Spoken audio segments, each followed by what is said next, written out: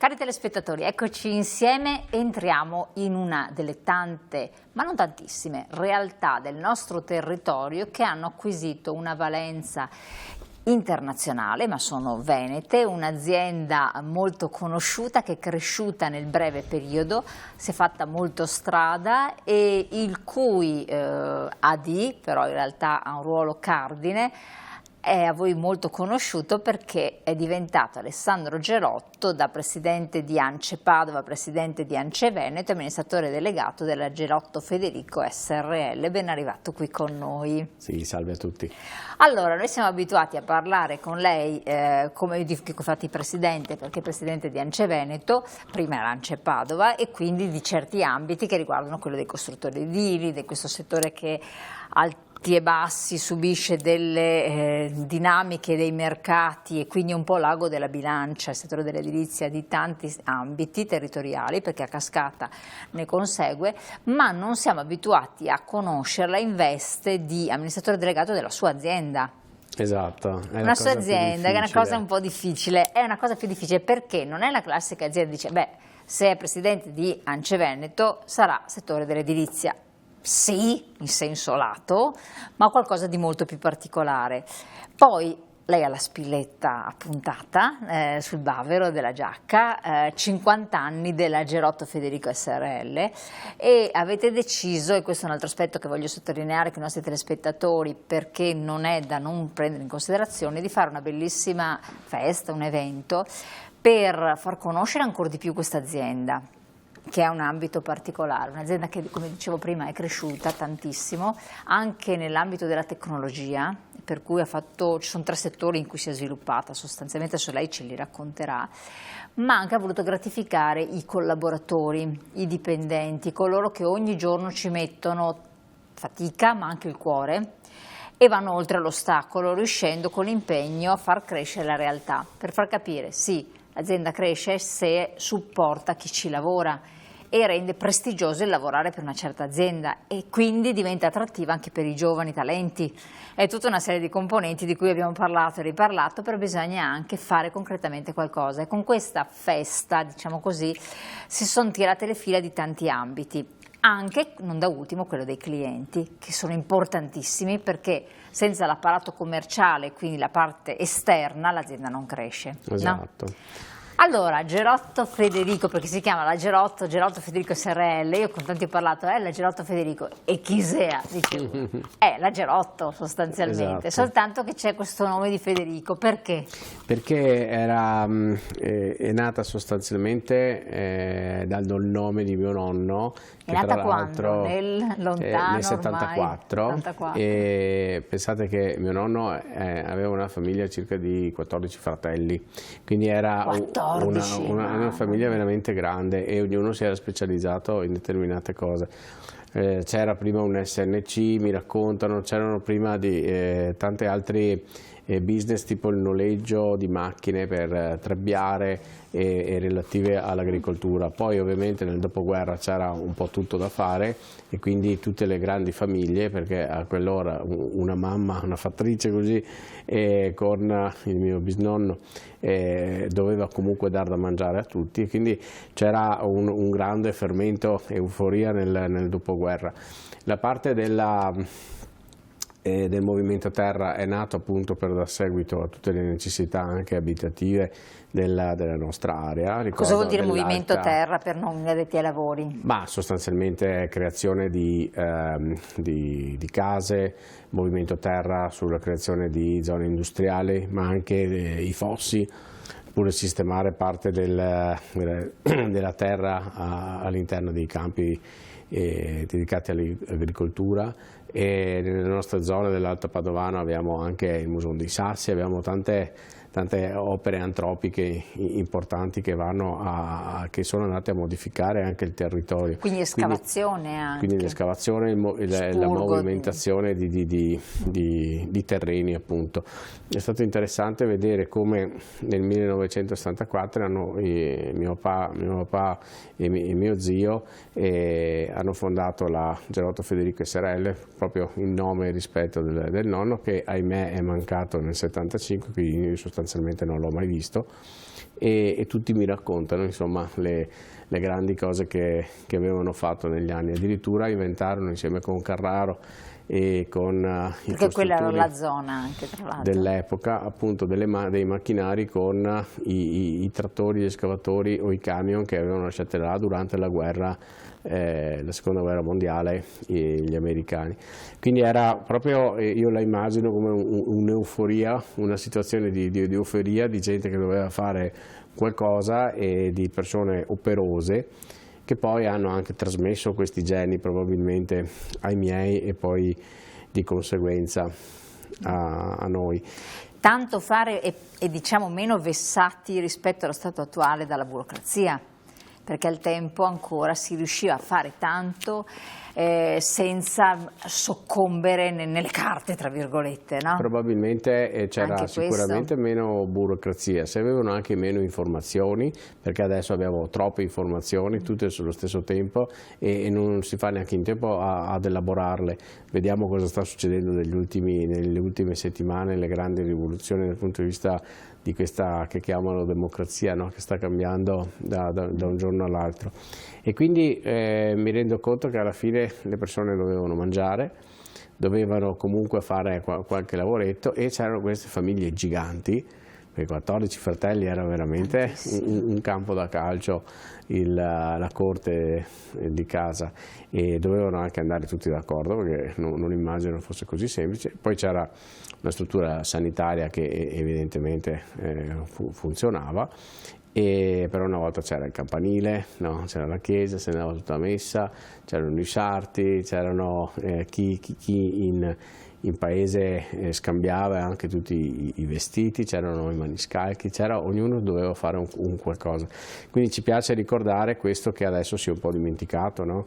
Un mondo vecchio che magari era ora di ricordare con una festa, per esempio, di 50 anni, dando spazio a quello che si era, a quello che eravamo, raccontando, magari utilizzando i nostri collaboratori.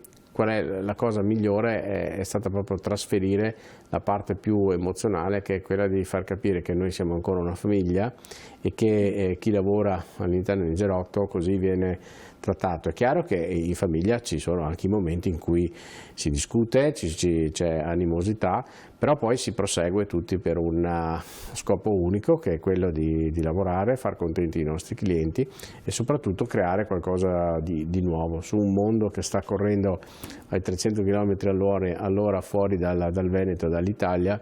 Dobbiamo attrezzarci, perché come ho visto anche durante la festa cominciamo ad avere diversi immigrati all'interno anche della nostra azienda, che hanno delle regole diverse, degli usi diversi.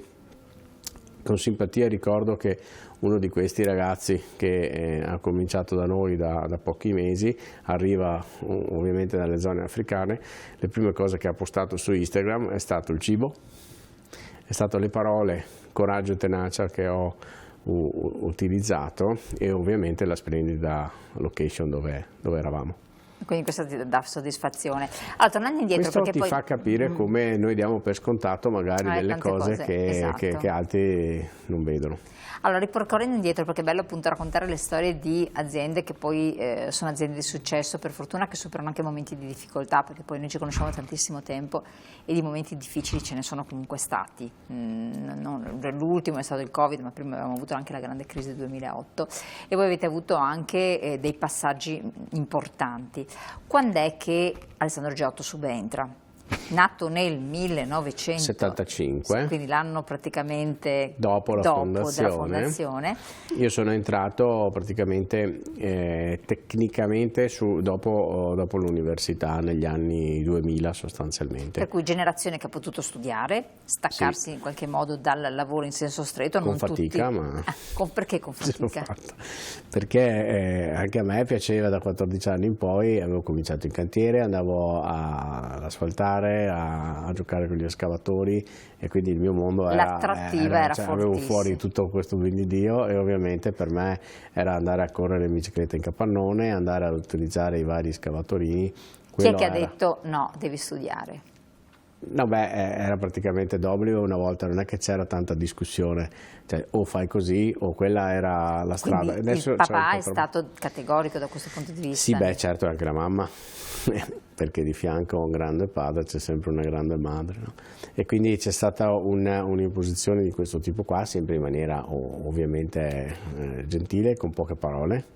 Ed è stato un periodo che ho fatto ai geometri al Boaga di 5 anni, e poi ho scoperto la geologia, che è stata una cosa che mi ha veramente fulminato, perché le montagne sono sempre state per noi una grande rilevazione dove si sta bene, e mi è piaciuto studiare l'orogenesi e tutto quello che... Ma poi era attinente in qualche modo al vostro settore, sì, di escavazione? La mia tesi, tra l'altro, era, ne abbiamo parlato anche in trasmissione, l'ho dedicata ad una rotta arginale proprio a Loreggia, che è esattamente la fotocopia di quella che è successa pochi mesi fa, e guarda caso dopo tanti mesi e tanti anni non è cambiato sostanzialmente niente rispetto a 20 anni fa.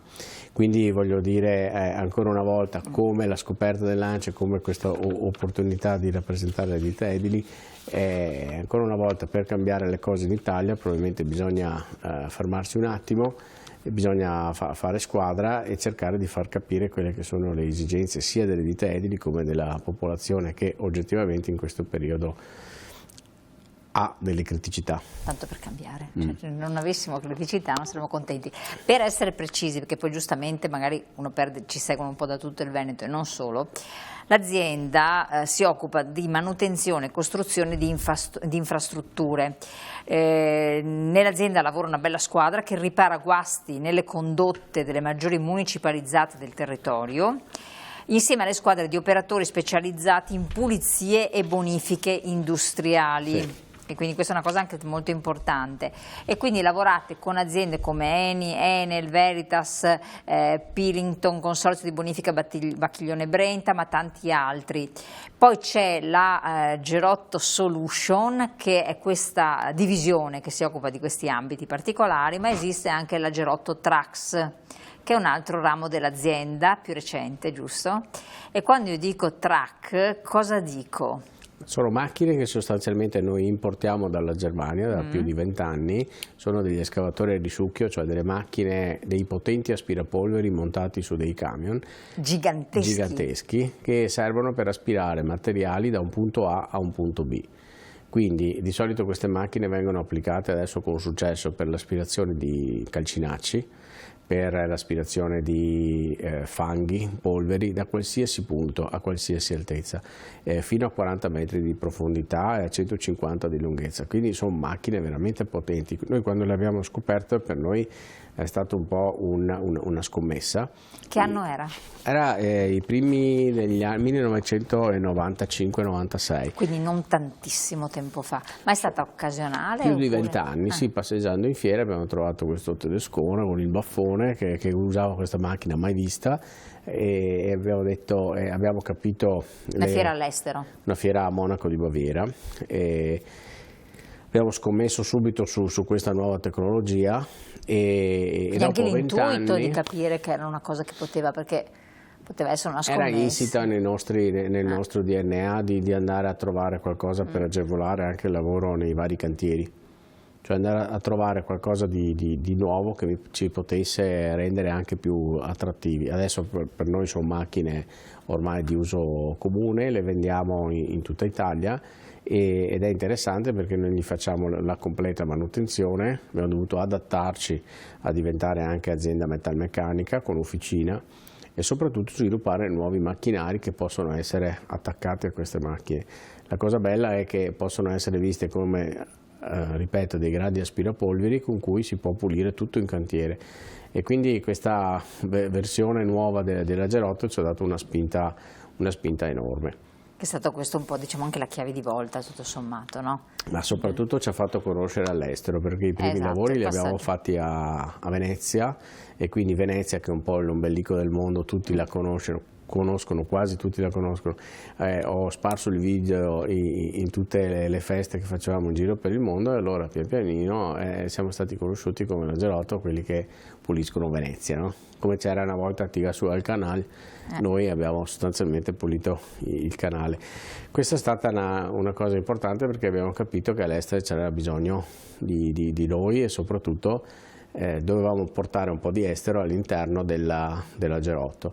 Questa secondo me è stata la chiave di volta per capire che effettivamente il Veneto non deve solamente lamentarsi per come sta, ma dovrebbe andare a vedere un po' in giro quante possibilità ci sono e quanto bene stiamo ancora qui, su un ambiente dove abbiamo casa, chiesa, campanile, capannone, uno dietro l'altro, abbiamo degli aeroporti che sono vicinissimi, abbiamo sostanzialmente un tessuto sociale, soprattutto sanitario, che tuttora funziona, e io non sono così stupito che ci sia stata questa richiesta di autonomia da parte del Veneto, e il Veneto deve avere una marcia inserita un po' diversa, soprattutto Padova, in un contesto di mondo esterno a noi che viaggia veramente veloce, perché nel corso degli anni si è investito tanto sulle infrastrutture. Mi ricollego, faccio questi salti per farvi capire che nei prossimi anni dobbiamo avere molto chiaro in testa dove vogliamo andare come azienda, perché noi che siamo imprese abbiamo bisogno anche di essere liberi di sfogare le nostre intuizioni. Ecco, voi avete avuto un partner, un cliente importante nel Lontano Oriente. Anche sì. Che ha fatto però fatto un po' un cambiamento. Cioè, ci ha fatto sviluppare delle macchine che prima effettivamente non avevamo ancora pensato, e per me è stato ritrovare come un fratello di un'altra madre orientale che mi ha spinto ad investire e a creare qualcosa di nuovo. Queste sono macchine sempre attaccate a questi aspiratori, che possono andare in posti angusti, tipo dei grandi tank in raffineria, dei serbatoi giganti, e quindi fare la pulizia dei serbatoi senza la presenza degli operatori. Quello che tante volte si vede purtroppo può essere causa di incidenti anche gravissimi, è possibile farlo con la tecnologia. Sì, e quanti ne sentiamo ancora in Italia, esatto. La tecnologia è presente, però molte volte non viene applicata, oppure si ignora, oppure ci sono degli altri motivi che io stento a capire. Quindi vabbè, chiudiamo qua.